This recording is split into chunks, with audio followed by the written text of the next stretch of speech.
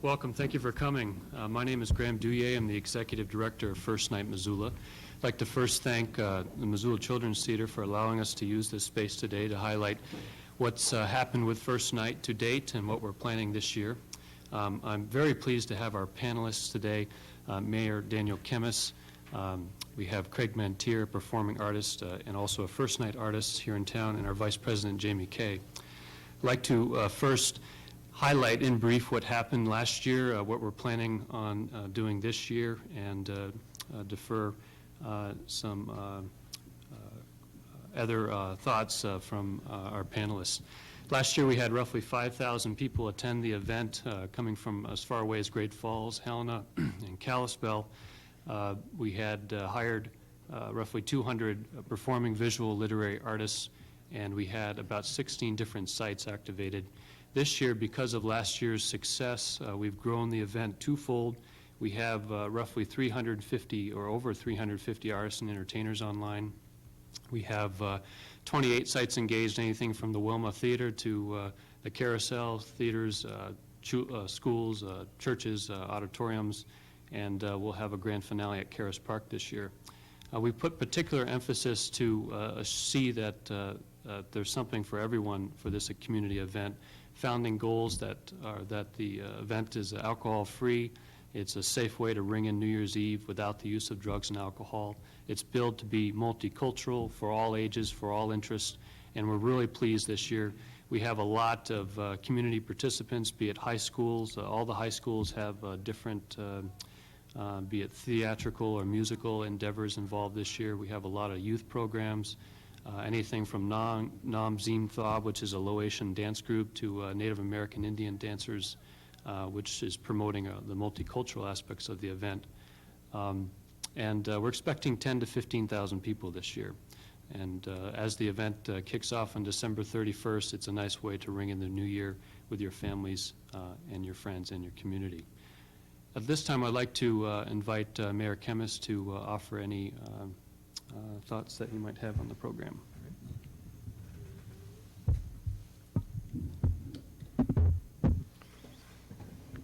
I don't need to tell anybody who was at First Night last year to come again this year.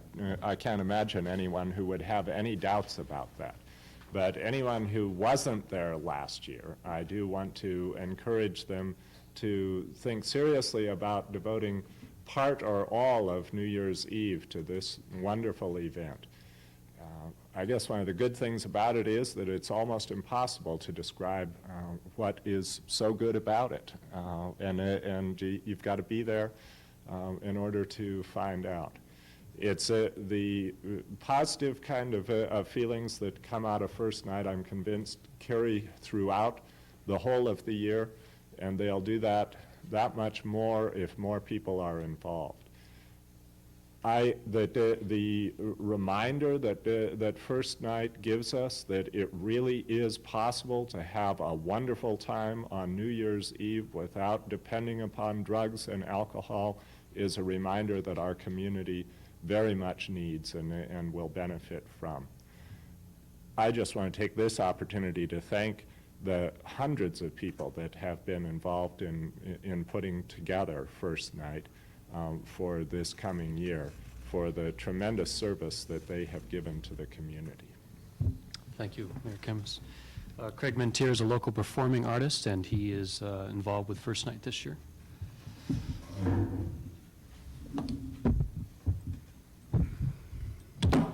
Oops. Thank you, Graham. As a performing artist and actor here in Missoula, I enjoy the opportunity to perform whenever I can and be paid for it, which is something that First Night offers to a lot of groups, diverse groups that are experienced as well as less experienced, so I say. It offers a populist venue where all types of performance can be seen, all types of performers can be seen, all range of performance can be seen. It's a little hard. I mean, being a professional artist, it's a little hard for me to say amateur or professional, and I don't think that really applies in this situation. What applies is that people from the community are performing for other members of the community. People who have a lot of experience are trying new work and in a safe environment, and that's encouraging and that's supportive. And I would like to thank also all the people that have worked on First Night, and Graham for bringing the idea to our community. And I'm sorry I missed it last year, but I had a death in the family. I was scheduled to perform, was unable to. And so I look forward to performing this year with a new piece that I'm making with my daughter. And that is something that, because First Night is offering me some support, I'm able to do, which I might not be able to do in some other situation. So enough said, I think. Thank you.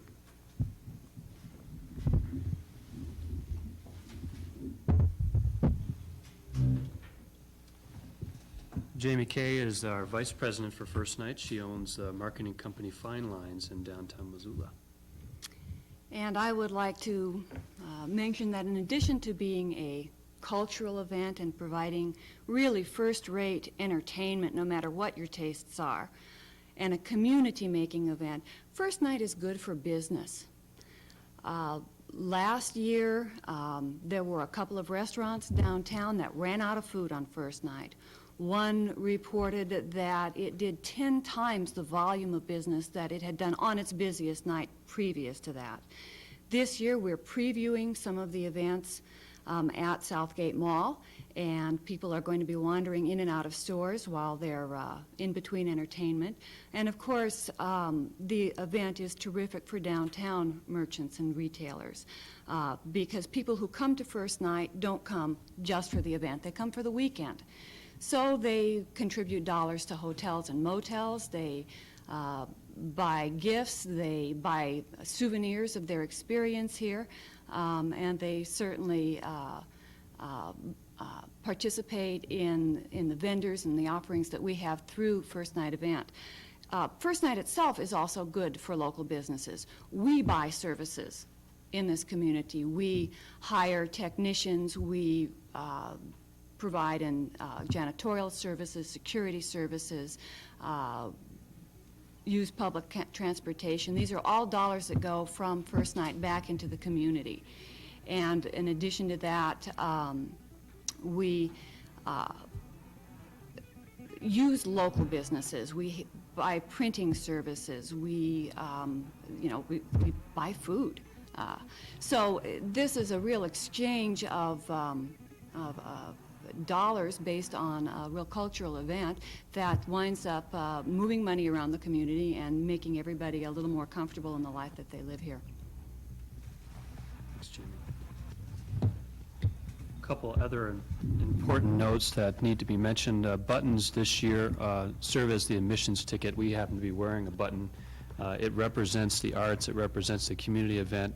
$6 for individuals. They have gone on sale statewide. Kicking off at Buttrey's, Bilo Foods, Butterfly Herbs, Catalyst Espresso, the Crystal Theater, Mammoth Bakery Cafe, Rocking Rudy's on Broadway, the Broadway Safeway, Missoula Titamins, Drum Brothers, and R. Lee, and at Southgate Mall, party, J.C. Penney, and 1 hour photo. Children under 5 get in for free. We are a nonprofit organization. We have roughly 50 people working on the project all year round, dedicated to bringing this to our community and seeing that this is a viable economic generator for our community and seeing that the artists are paid for their work. In addition, to see that buttons are affordable for those people that can attend. If I didn't highlight that, children under 5 do get in for free. The day of the event, the buttons do go up to $9, and programs are available with the buttons. So again, we have over 350 artists and entertainers involved this year, over 150 events, 28 different sites between 2 and midnight. There'll be a culmination at the courthouse, or excuse me, the Karis Park, to ring in the new year with our families and friends in the community. We invite you all to come, and at this point, I'd like to entertain any questions you might have for any of our panelists. I'd like to also note that independent of the high-quality entertainment, independent of the community building, independent of the arts, there's some good things happening here. First Night Honolulu, which is a very different event, I might keep in mind, there's 160 cities from populations of 2,000 to 4 million that do First Night right now. Honolulu has been doing this for 4 years, and for the 4 years that they've been doing this, they haven't had one drunk driving-related death on the highways during New Year's Eve since they started it. So there's some significant impacts. We're hearing that St. Pat's had a record low in alcohol-related emissions during First Night last year, and we'll certainly keep abreast as to what happens this following year. Thank you for coming. Unless there's any other comments from the panel, I'll excuse the panel, and we hope to all see you there.